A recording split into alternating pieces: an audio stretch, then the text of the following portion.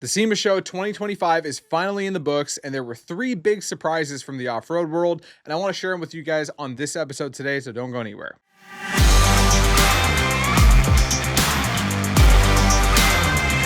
Hey guys, welcome back to the show. My name is Matt McAdam, your host of Chasing Dust right here on Driving Line. So SEMA 2025 just wrapped up in Las Vegas last week, and even though I couldn't personally make it out there myself this year, there were some pretty big announcements that absolutely caught my attention. So today we're breaking down these three big stories from SEMA that actually matter to us as off-roaders. Not the chrome wrap mall crawlers, the Bluetooth drive shafts that need a step ladder just to check the oil. I'm talking about real tech, real performance, and real innovation that's going to change the way that we build and drive vehicles over the next few years. Because here's the thing about SEMA, it's easy to get lost in all the flash and the noise, but if you know where to look, you can actually see the future of off-roading taking shape right there on the showroom floor. And to be honest, even though I wasn't there this year, the future looks pretty damn exciting. So let's dive in. All right, so let's start with the biggest suspension news to come out of SEMA in years.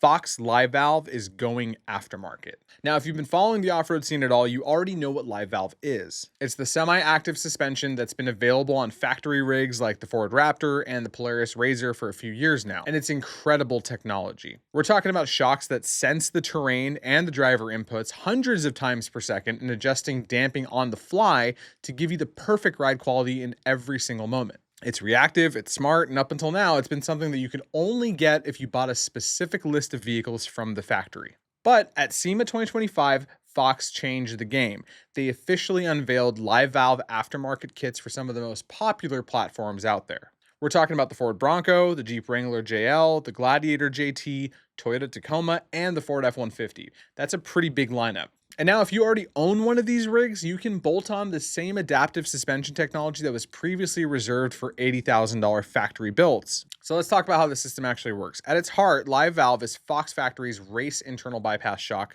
technology that was born down in Baja and proven in some of the most punishing off-road conditions on the planet.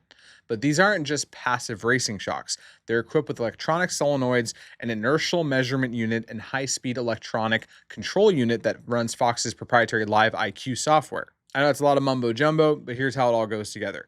First, the system senses what's happening to your vehicle in real time. The IMU monitors pitch, yaw, and roll, which are some of the different measurements that come into the shock and the vehicle. Meanwhile, the system is also pulling data from your throttle position, your brake pressure, steering angle, and your wheel speed, and it's building a complete picture of what your rig is doing at every single moment on the trail. Then the Live IQ software interprets all that data and calculates the ideal damping force needed at each wheel, and it does this in literally milliseconds. Finally, the shocks adapt instantly. The electronic solenoids adjust compression and rebound damping to match the terrain and your driving style. So whether you're hitting whoops at speed, crawling over rocks, or just diving into a corner on the highway, the suspension is constantly tuning itself to keep your rig composed and your tires planted. Kind of like having a professional shock tuner riding shotgun with you, making adjustments faster than you can ever do them manually. Now, here's where it gets even better. Fox didn't just make this system smart, they also made it customizable. You get an in-cab mode selector that lets you toggle between on-road, off-road, and custom modes. And within each of these modes, you can dial in comfort, balanced, or sport tuning, depending on how aggressively you want the suspension to behave. So if you're cruising down the highway, you can run it in on-road comfort mode, and it feels like driving a luxury SUV, basically. And then the second you hit the dirt, you can flip it to off-road sport mode, and suddenly your truck transforms into a Baja-ready desert runner. And here's the kicker. Fox also launched the Connect app that goes along with the system. Since normally this is tied into the vehicle's electronics, they needed something that was proprietary for all these other vehicles. So your phone or your tablet can actually monitor live telemetry, view GPS mapped ride data, and even receive over-the-air updates for new features and performance enhancements. It's like having Tesla level tech, but for your shocks. So what does this all mean for the average off-roader? Well, it means the eternal compromise we've always dealt with in suspension tuning is basically over. You know what I'm talking about. If you set your shocks up for soft trail comfort, they feel sloppy and uncontrolled on the highway.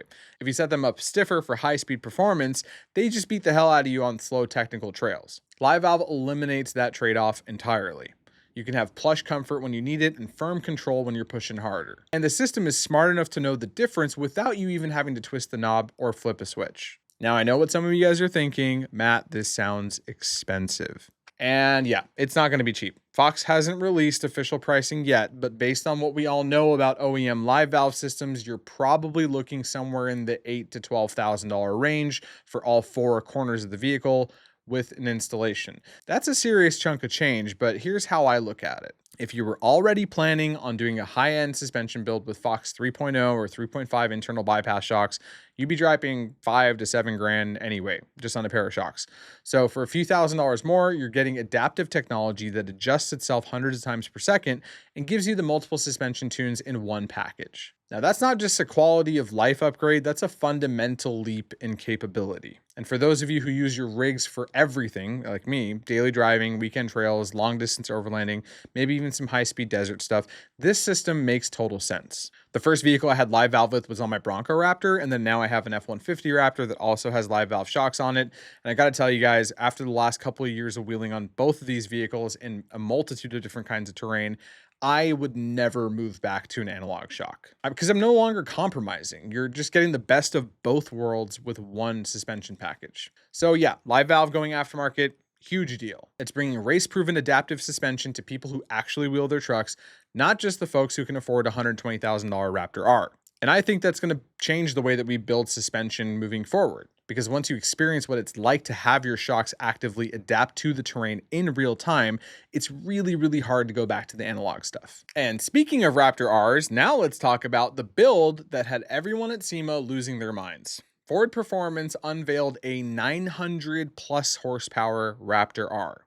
Yeah, you heard that right. 900 horsepower in a truck. Now, the Raptor R already came from the factory as one of the most powerful and capable off-road trucks ever built. It's got a 5.2 liter supercharged V8, the same Predator engine that came from the Shelby GT500 Mustang, detuned slightly for truck duty and putting out 720 horsepower and 640 pound-feet of torque. Now, that's already more power than most people ever need, especially off-road, but apparently somebody at Ford Performance looked at that number and said, yeah, we can do better. So they did. At SEMA 2025, Ford unveiled a Raptor R project vehicle that's been fitted with a 3-liter Whipple twin-screw supercharger. That's the largest supercharger ever fitted to a factory-engineered Ford vehicle. And it takes the Raptor R's output from 720 horsepower all the way to above 900. We're talking about an extra 180 plus horsepower from just the supercharger upgrade. Now, Ford hasn't released exact torque figures yet, but we're being realistic here. You're probably looking somewhere north of 800 pound-feet of torque. That's more than enough torque to twist the chassis off the line, if you guys know what I mean. But here's the crazy part. This isn't some one-off SEMA truck that you'll never be able to buy. Ford Performance is actually planning to offer this as a potential parts package that you can have installed at a Ford dealership. And get this, it's being designed to actually be CARB certified and 50 state emissions legal. That means that you can theoretically drive your 900 horsepower Desert Destroyer to a California smog check and pass without breaking a sweat. And if you have it installed by a Ford dealer or an ASE certified technician, just like all their other parts, it comes with a 3-year, 36,000 mile Ford Performance parts warranty. So let that sink in for a second. You can take your $120,000 Raptor R, add another chunk of change for factory-back supercharger kit, and end up with a 900 horsepower truck that's still legal in all 50 states and backed with a factory warranty. That's not something you see every day. Now, Ford is being a little coy about the details. They keep referring to this as a potential package and a blueprint for what's possible through the Ford Performance parts. They haven't committed to a release date or pricing or even confirmed that it's definitely going into production. But the fact that they're talking about CARB certification and warranty coverage tells me that it's a little more than just a concept. This is Ford testing the waters to see how much demand there is for a package like this. And if I had to guess, I'd say the demand is going through the roof because there's a lot of guys with Raptor Rs that are already putting an aftermarket Whipple supercharger on there. Why wouldn't you go with the factory option that keeps your warranty? The Raptor R is already the king of factory performance trucks. It's faster, more capable, and more refined than anything else in its class. But now, with 900 plus horsepower on tap, it's not even in the same conversation anymore. It's totally in its own league entirely. So it's a safe bet that the new TRX is going to be pushing somewhere in that range. And I think Ford probably saw that coming. So they rolled into SEMA with this 900 horsepower monster as a way of saying, yeah, we see what you're doing over there, Ram, and we're still ahead of you guys. It's the horsepower wars all over again, and honestly, I am here for it. All right, now let's talk about the surprise that literally nobody saw coming. Toyota is bringing back Scion, sort of. At SEMA 2025, Toyota unveiled the Scion 01 concept, and it's not a car, it's a side-by-side, a UTV. A fully engineered, purpose-built off-road machine that's packing more power than any production side-by-side currently on the market, I should add. So let's break down what we're looking at here. The Scion 01, terrible name if you ask me, is powered by a turbocharged 2.4-liter four-cylinder hybrid system pulled straight out of Toyota's truck lineup. We're talking about the same iForce Max powertrain that's in the Tacoma, the 4Runner, and the Land Cruiser. And in those applications, it makes 326 horsepower and 465 pound-feet of torque. Toyota hasn't confirmed exact power figures for the Scion 01, but they've said it's putting out over 300 horsepower, which is about 50 horsepower more than the fastest side-by-side out there. And if they haven't detuned it, that means that this thing is packing the full 326 horsepower and 465 pound-feet of torque. To put that into perspective, the most powerful production UTV on the market right now is the Kawasaki Teryx H2, which makes 250 horsepower, and this thing might have 75 more horses than that.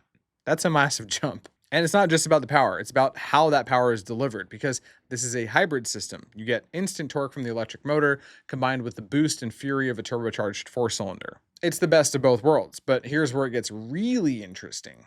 Toyota says that the Scion 01 has a silent mode that lets you run in full electric. That means you can creep through trails without making a sound, and you guys, I'm so happy to hear that because I cannot stand the sound of a belt-driven UTV.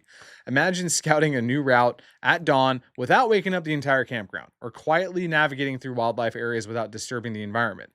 That is something that no other side-by-side can do right now. It opens up a whole new way of thinking about how we use these machines. Now let's talk about the platform itself. This isn't some half-baked concept. Toyota actually engineered this thing from the ground up. It's built on a full tube frame chassis with an FIA compliant roll cage, and it meets SCORE and FIA off-road racing standards. So it's built pretty well.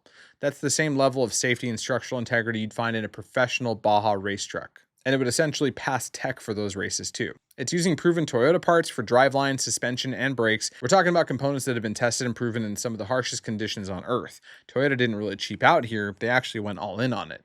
The suspension is designed for exceptional articulation, and while Toyota hasn't released exact travel numbers yet, early reports suggest that we're looking around 26 inches of travel in a side-by-side. For reference, most high-end side-by-sides have about 18 to 22 inches of travel. So this thing is going to eat up terrain like nothing else. And with its balanced track width and nimble footprint, Toyota is claiming that it can handle everything from high-speed desert racing to technical rock crawling. Now that's a pretty tall order, but knowing Toyota's off-road pedigree, I don't really doubt it. Now here's the big question. Is this thing actually going to make it into production? Well, Toyota is being very careful about their wording.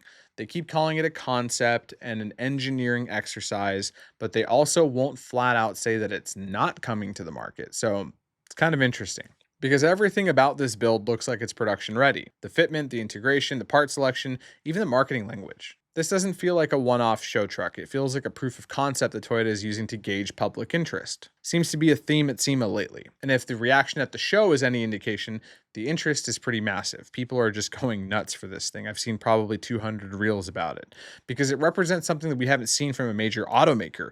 Honda has been in the UTV game for a while with their Talon lineup, and Yamaha and Polaris and Can-Am have been dominating the market for years. But Toyota bringing a hybrid-powered, truck-derived FIA spec side-by-side to the table, that's something I didn't see on my 2025 bingo card. I also happen to think that this is just another way for them to get you to buy something else when you're buying a Tacoma or a 4Runner or a Tundra, because, you know, why not? You're going to buy the truck anyway. Why don't you just add a trailer and a new Scion 01 to your list, finance everything, and then you have an entire 30, 40 feet of off-road capableness going down the road to wherever it is you're camping at. And honestly, I'd like to see it happen. I'm not a big side-by-side guy myself, but it's been dominated by the same players for a long time. So it's time for some fresh competition, some new ideas, some innovation that pushes the entire industry forward. And this might be the type of disruption that the industry needs. So I'm really hoping it becomes something more, because if they're serious about entering this space, things are about to get very interesting for the UTV market. All right, so that's the rundown on the 3 biggest off-road stories from SEMA 2025. Fox Live Valve going to aftermarket, which brings adaptive suspension to the masses.